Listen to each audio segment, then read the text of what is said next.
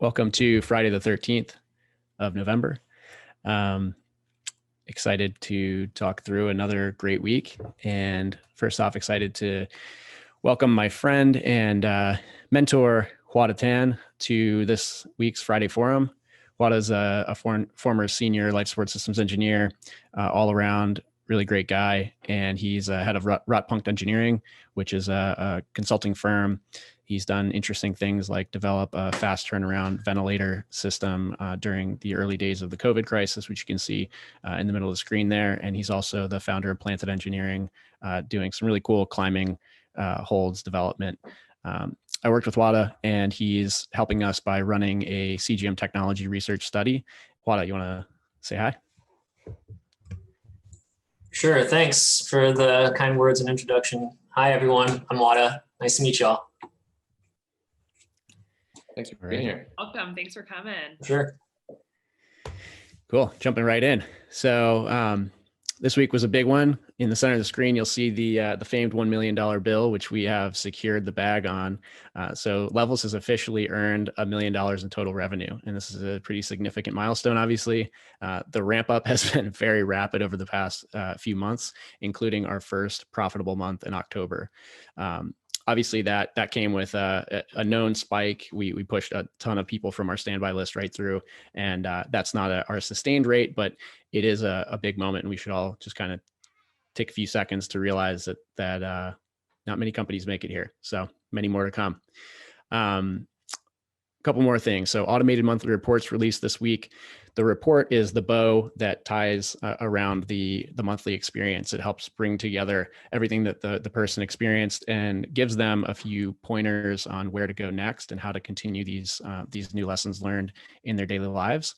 Thus far, they've been manually generated, and David's been carrying the burden there. So How did some awesome work this week to automate that. And as a result of that automation and putting the report download behind a login screen, we were able to move our Net Promoter Score survey to just in front of that login page. And the benefit was that we now have, it was literally binary. We now have close to a 100% NPS response rate, up from about 6%. And we've only had one detractor, as far as I know, in that massive spike in responses. So this kind of like shines a light. We were a little bit worried that behind the scenes, people that weren't answering the NPS survey were hating our product or something. And this is really, pretty exciting, because you expect to dilute your responses by some amount if the volume goes way up, and we did not see that yet. So awesome work on those two changes. And yeah, let's get some more feedback from our customers with similar carrots. KC Stanford lecture went great. Molly Maloof, she spent about 25 minutes thanking Casey via Instagram for how good that survey or that lecture was. Hopefully we can get a recorded version of it to distribute to the team, but props to Casey for, I think, our first specific lecture on glucose monitoring in university environment.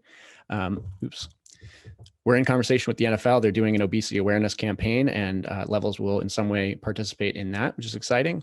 And then we've got some really engaging features, which David will talk more about, that were released internally this week. I've been loving the heart rate data overlay. Already seeing some really interesting correlations, which I'm hoping we can dig into at a population level. We got Challenges V2, which Shinlu did some pretty amazing work on very quickly, and I'm stoked to try them myself. And then we've got some leaderboards experimentations going on. Signups for cohort 5 of the Wearable Challenge are live. Interestingly, we had a midpoint survey for cohort 4, and weight loss is very consistent at close to, it's about 5 pounds right now. So we're consistent with prior cohorts where the average weight loss was around 10 pounds. So that's great to see that things are sustaining. A few other highlights in here. We've been ramping up our press push. We'll be announcing our seed raise on the 17th.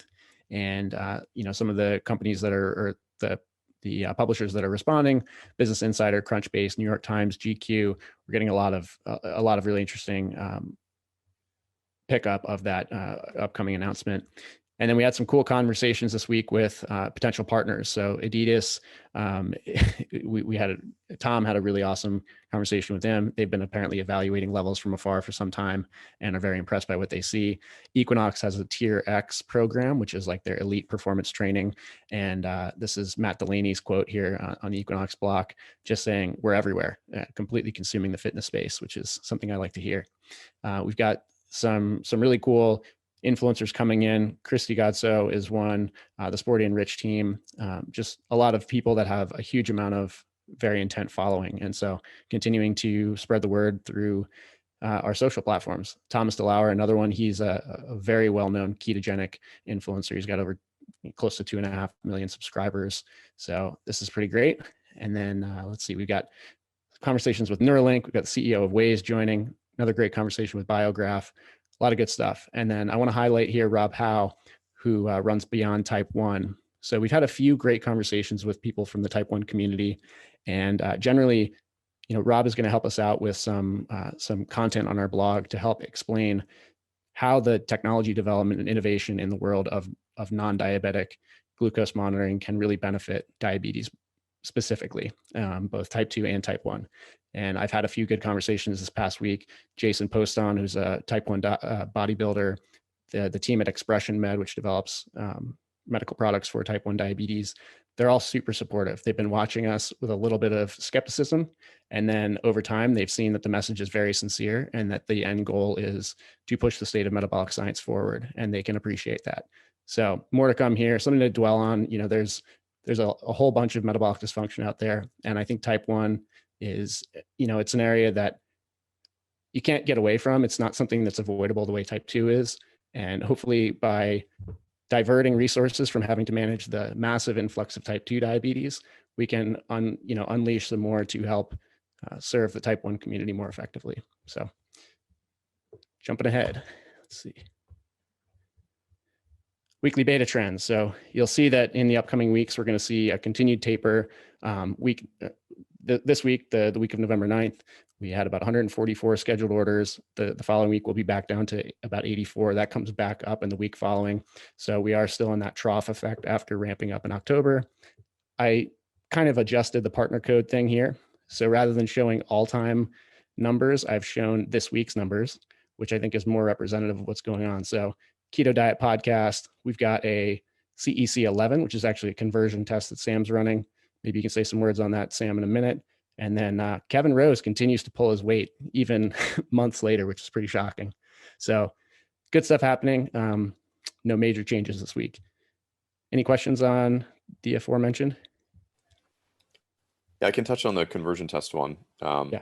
These are basically the people that have been waiting on the wait list for almost a year now. And we just sent them a link to allow them to sign up for the beta.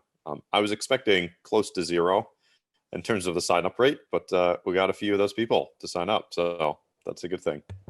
Sam, do you know how many people were in the initial kind of like outreach and what like the... Yeah, 3,500. Oh, wow. So you emailed 3,500 people and then only 13? Yeah, these are the very early signups from like January, February of this year. So these are people who've been on the wait list for about a year, didn't hear from us at all until July when we sent our first newsletter. And then, so I didn't have super high expectations for this group. Yeah, this also, I think we need to take a look at the click-through rate and then link click rates to see exactly what this percentage really means. But it's the beginning of our, beginning to provide some metrics and understanding of how our wait list is functioning and sort of what the degradation rate over time is. David, you were saying something?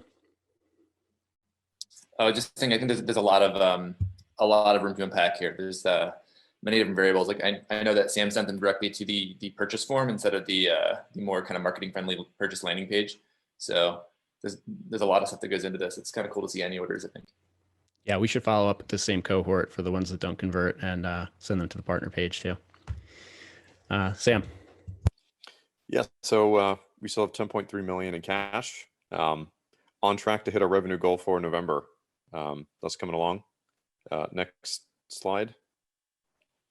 And we had a little bit of a bump this last week, mostly from one of the recent podcast releases and the conversion tests. So we're on track on the financial side.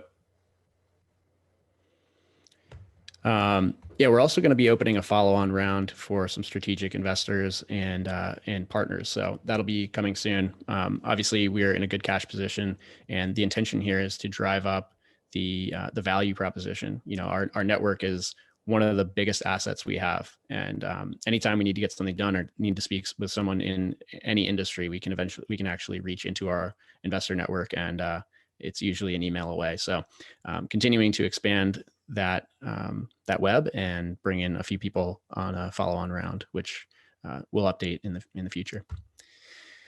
Okay, Mega. Yeah, I wanted to highlight a couple of insights from Instagram.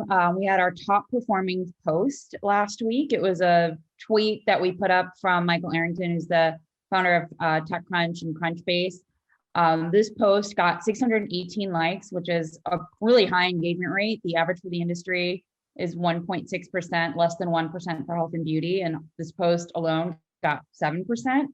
And the reason we think it got so much engagement was it got a lot of shares. It was shared over 40 times. People reposted it in their stories. And it also drove 100 clicks to our website. So the broader insight that I'm drawing from this is that, you know, these bold, inspiring tweets that have short, simple copy can really inspire a lot of sharing. And speaking of shareable content, something else that was great was Emily Oberg, a influencer, has 317,000 followers. She reshared one of our quotes, our customer quotes in her stories, and that alone drove, sorry, this isn't refreshed, but it drove 25 waitlist signups. That's what the XX should be.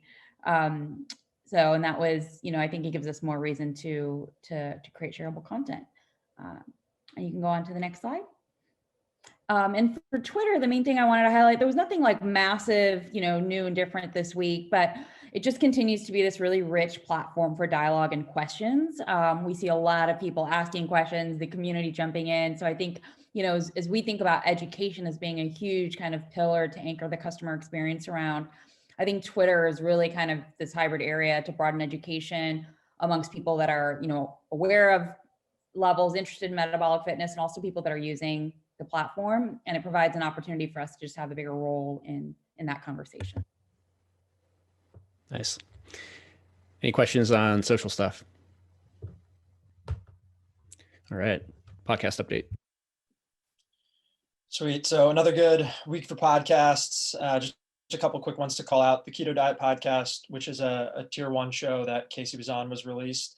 Definitely recommend listening to that one. Casey did an awesome job, and we've already been seeing some conversions. Leanne, the host, is also an affiliate. And then next week, stay tuned for the release of Broken Brain, a very high tier 1 show. We thought it was going to be released this week, but it got pushed to next week. That one should be really good. So excited to listen to that. Next slide.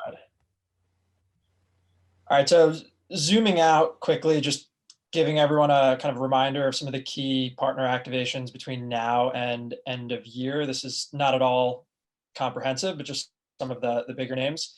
The things that are new on here. So one, we will likely be on a number of holiday gift guides, including Bulletproof and Ben Greenfield, which is a great just kind of added perk of end of year kind of partner efforts. So that'll be a fun test for us. I think that will drive a solid number of conversions.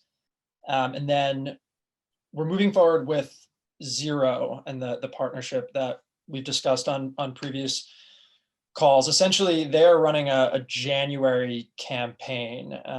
They're calling it challenges to their group. They're launching essentially their version of like in-app challenges, and each week in January will focus on a different facet of health, like fasting, exercise, sleep, and then the 4th week will be metabolic health.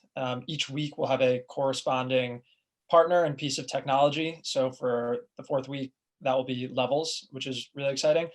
We'll be doing some light kind of co-marketing, blog posts, etc. But also we will be directly offering Levels via a skip the line link to their entire Zero Plus user base.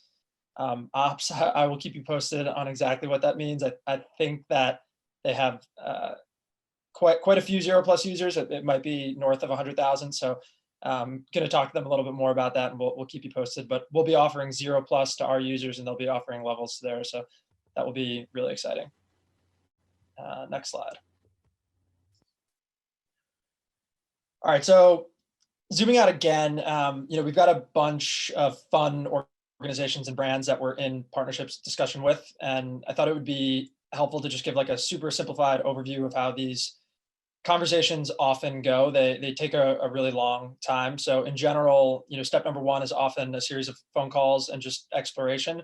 That can take weeks, could even take a month. Step number two is what I would call stakeholder testing. So this is just the key stakeholders on their side who initially want to vet the technology and continue to explore it. From there, we would do what we would call like a pilot for most of these brands. So like a kind of a soft rollout to a subset of their users. And then from there, a more full rollout. This is not the case for sort of all partnerships, of course, like an affiliate or an influencer or podcast would not necessarily follow this structure, but these are kind of what I would call like performance partnerships. You should probably have a word for it, or like health and performance partnerships. So partners who are actually using levels at scale to improve health or performance for their users.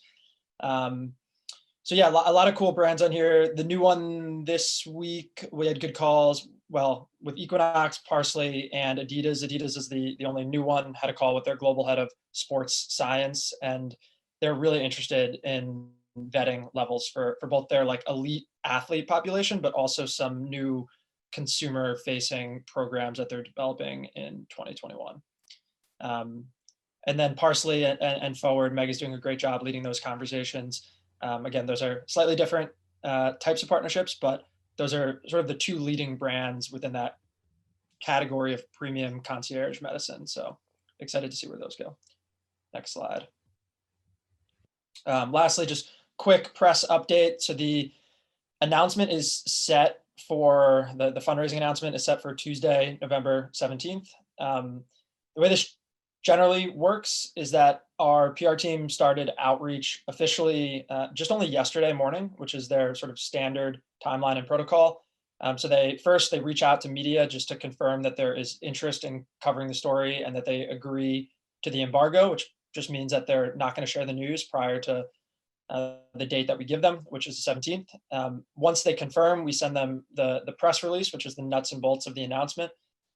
From there, they kind of work on the article. They may schedule a call with our founders or one of our investors to get additional insight and quotes. And then they publish on the 17th or within the next kind of couple of days. So the process is very quick, but it's underway, and we've already received some good responses from those brands on the right, but almost certainly additional outlets will be covering it. So stay tuned, a lot of action next week. Nice. Great updates on. Any questions? All right, jumping to ops, Ms.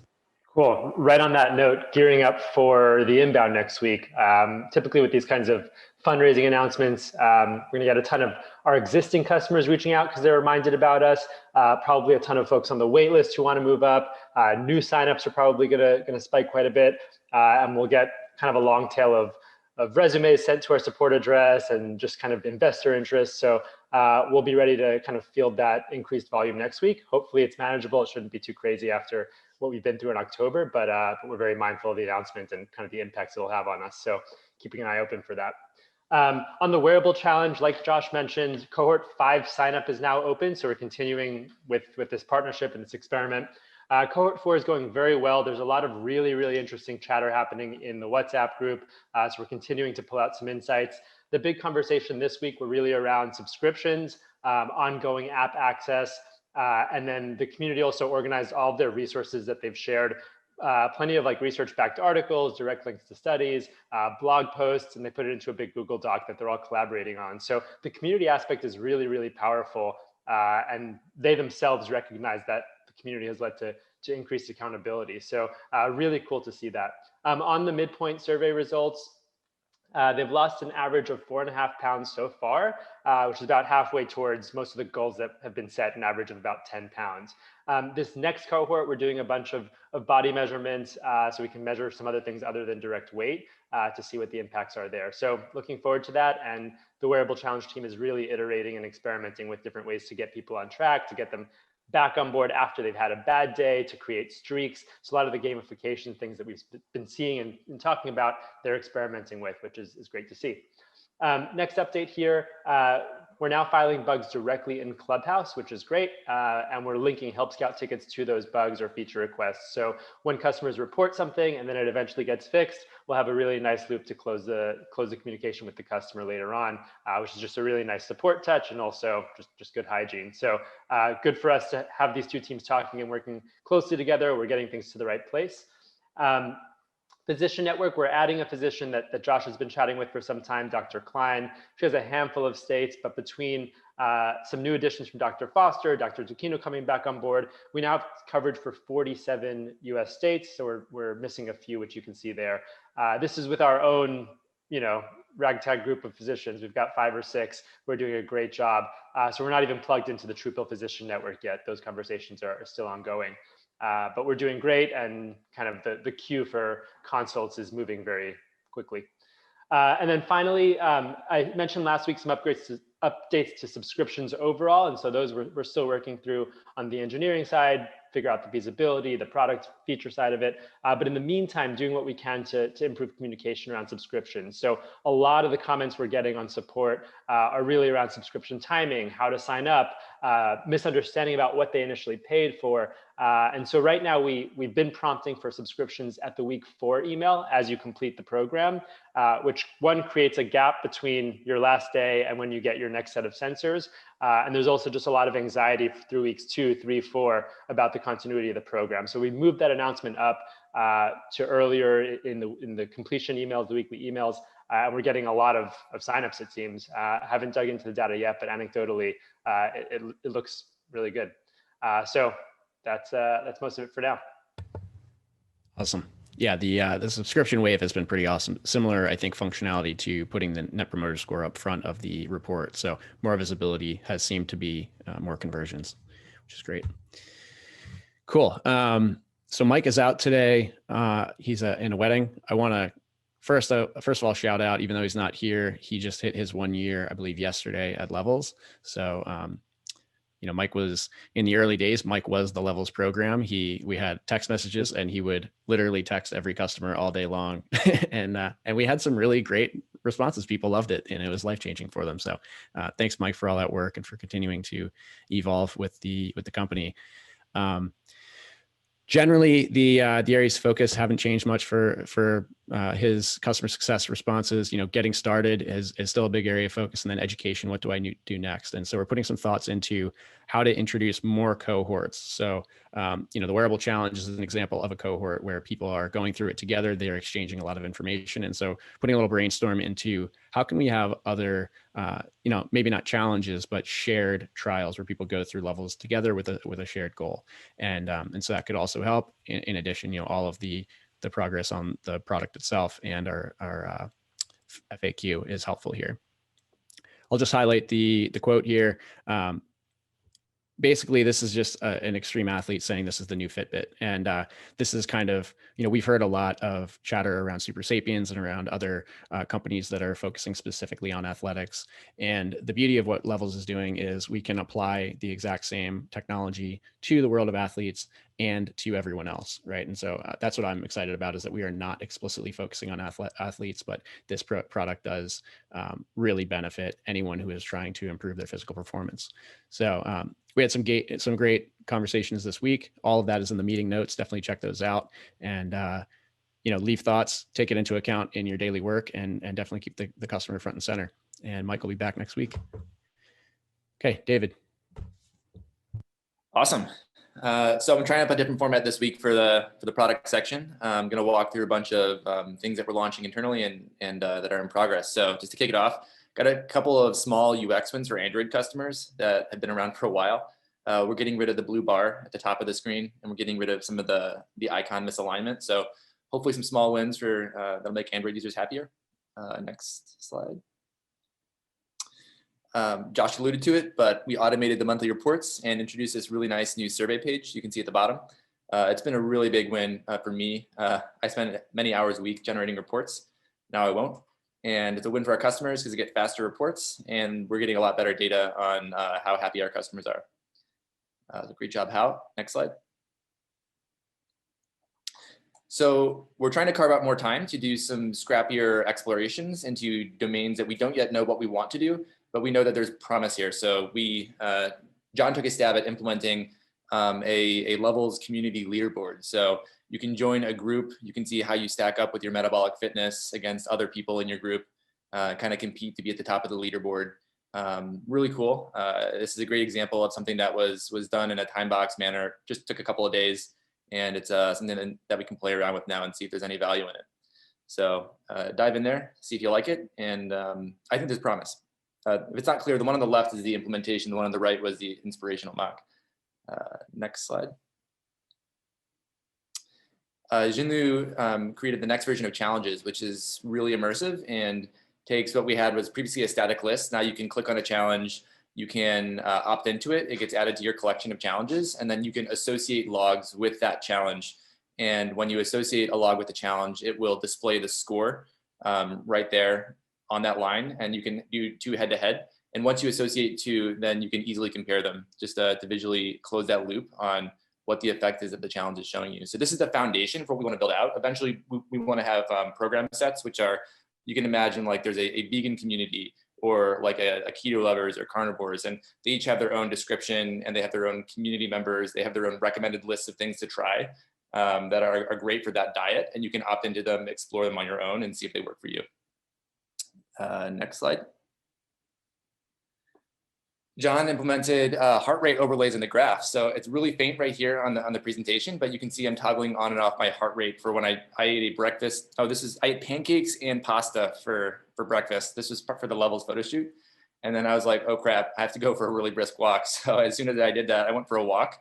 And you can see that as I was walking, my heart rate was elevated and my glucose was dropping as I was using that energy. And as soon as I stopped walking, the glucose rise kept going back up. So I didn't walk enough.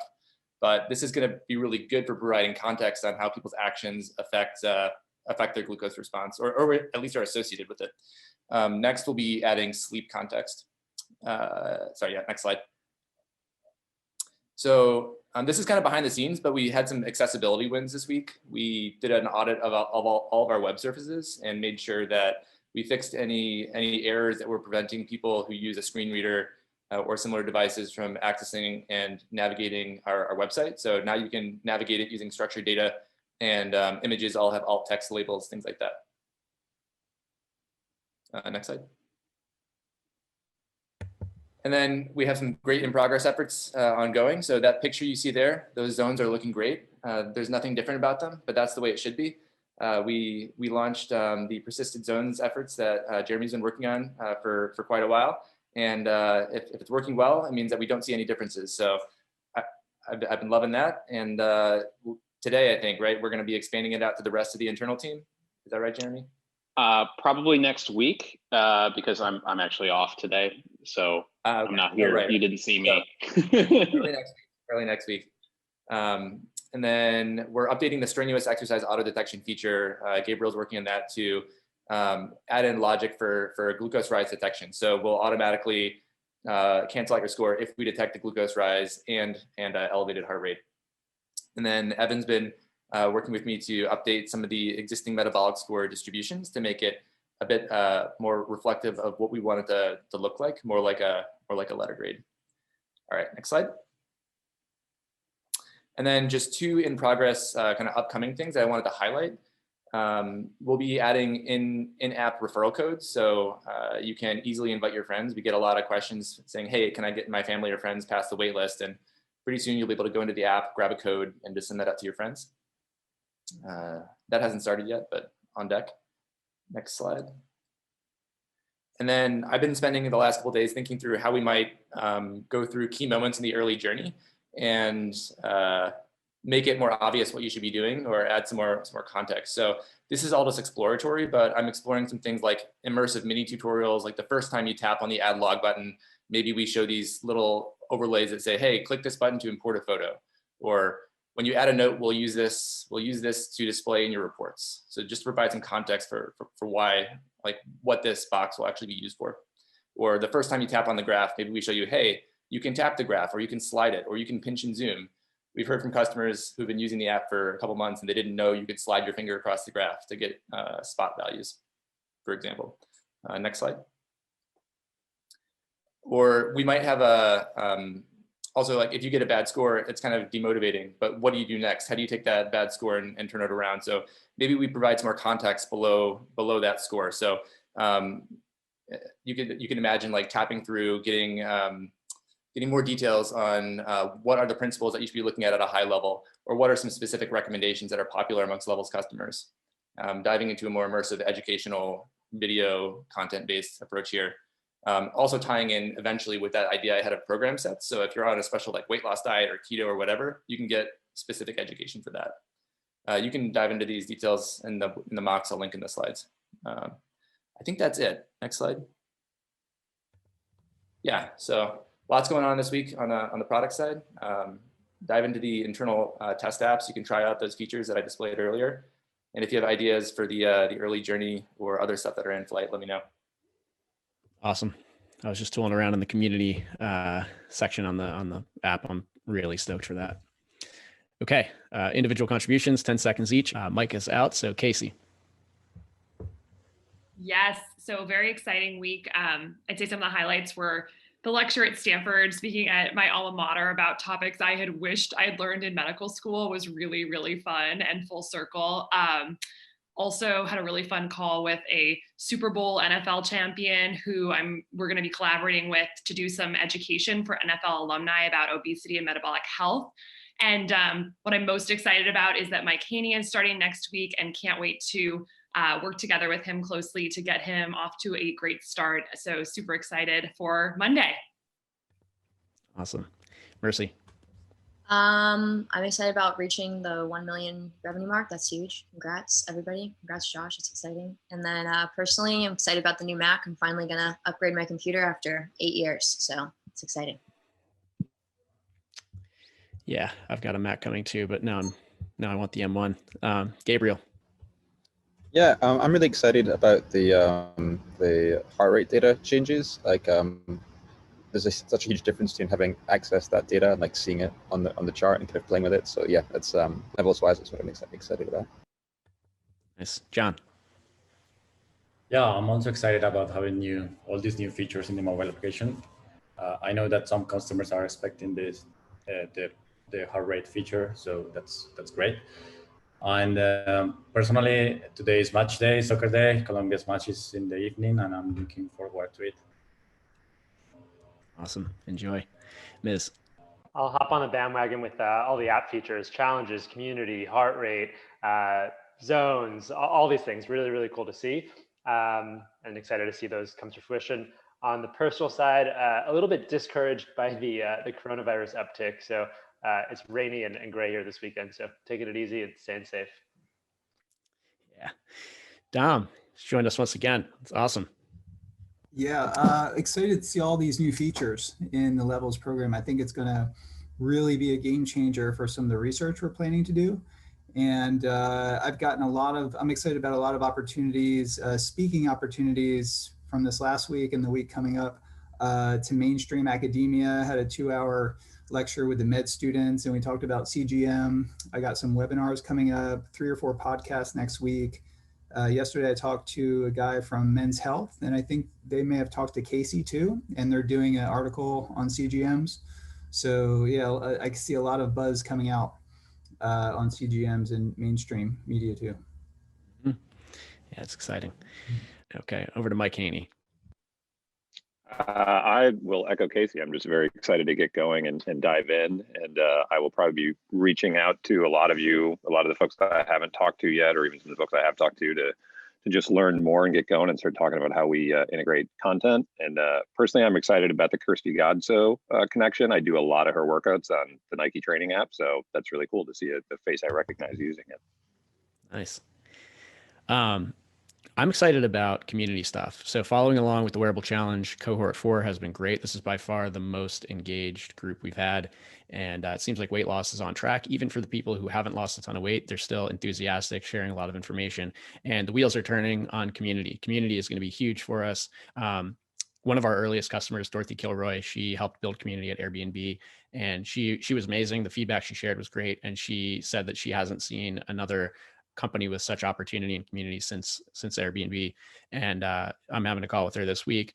But overall, I just think both with the product features and with the nature of the product, we have a huge opportunity to bring like minds together, and even people who have never thought about certain lifestyle factors that aren't inside their philosophy, bring them all together around a shared interest in bettering themselves daily with data. So very excited for that.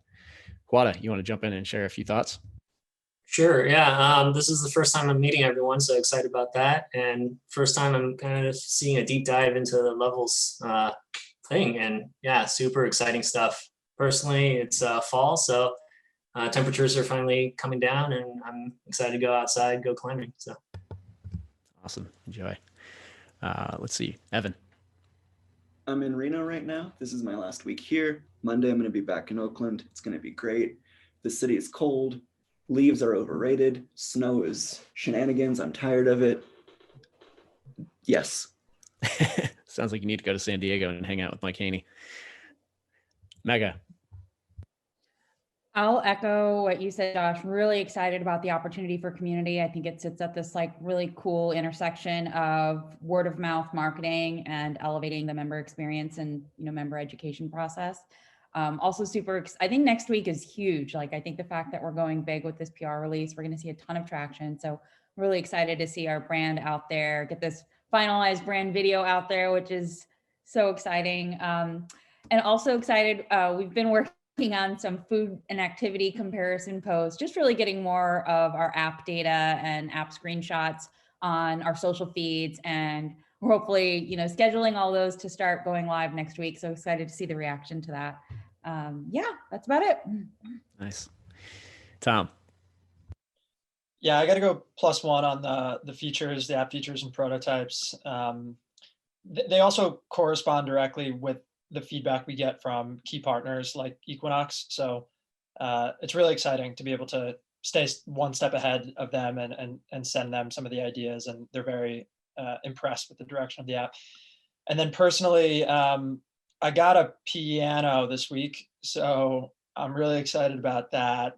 I have what I feel like is a really achievable goal, which is just to be like totally mediocre at piano by the time I'm like 40.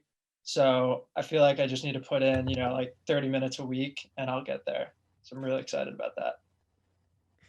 Nice. Yeah, looking forward to hearing it. How? Yeah, I'm kind of excited about the upcoming feature for internal referral in app.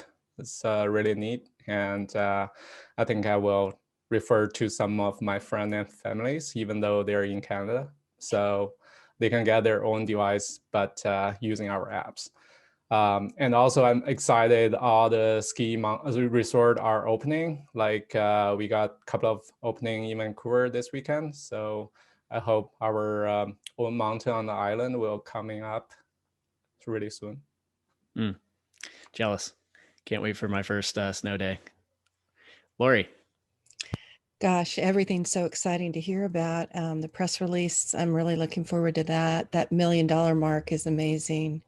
It's just exciting every week to hear every one of you share so many wonderful things.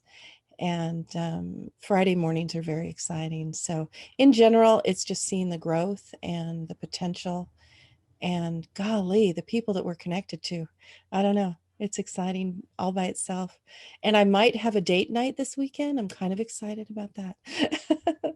Nice. So it's been a Enjoy. while. Thank you. Thank you. Sam, close us out. Yeah, on the personal side, I'm in Encinitas, and I'm in a house that has a puppy dog, which I'm very happy about. Don't get to hang out with a lot of dogs. On the professional side, I'm most excited to echo what a lot of people said. Just the development velocity is crazy. These weekly updates feel like quarterly updates. the amount of things that we're pushing on a weekly basis is pretty spectacular. So huge thumbs up and congratulations to the engineering team and the product team getting those things shipped. Yeah, it's incredible. Okay, we're right at time, which is nice. So everybody go ahead and enjoy your Friday afternoons. Have a great weekend, everybody. We'll talk soon.